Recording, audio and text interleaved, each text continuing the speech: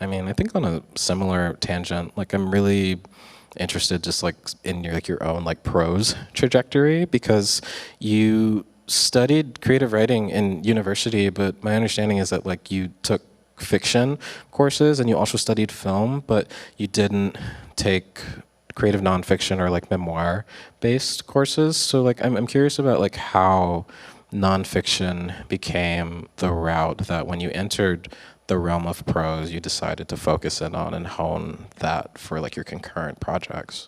Sure. I mean, I grew up without many. My parents weren't avid readers, and so I feel like a lot of what I found to be very compelling and literary was largely what I read in college.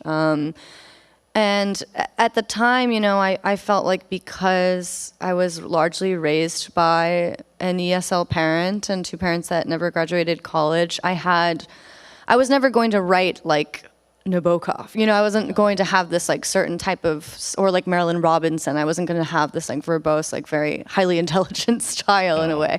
And so I really related to like the Kmart realists, like Richard Ford and Raymond Carver, and I just wanted, I guess, to like write like a white man for a while,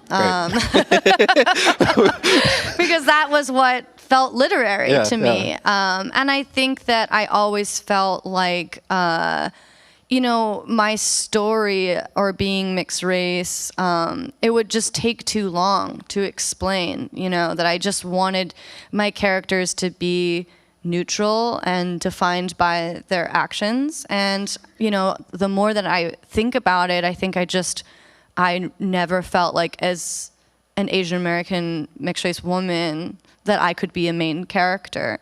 And, you know, I think that when I took every single writing course, I was so in love with my creative writing department. I had an amazing mentor named Daniel Torde, who's a novelist, and I learned so much from him, but I took every single course in the department except for nonfiction because I never thought I would write nonfiction. It was just uninteresting to me.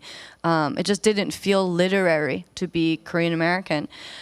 And it wasn't until my mom died and I wrote an album about grief and that experience, and then realized that there was still so much there that needed to be investigated and put out into the world, that it just wasn't enough to have like, I think there was maybe like 3,000 words on an album, if that, and I just had so much to say about this whirlwind experience of, you know, diagnosis to death, like 6-month whirlwind of caregiving and, you know, my nuclear family falling apart, that I think I just needed that space. And for the first time I was like, I just am not even thinking about where this is going to exist in the world, but this is just a story that I need to tell.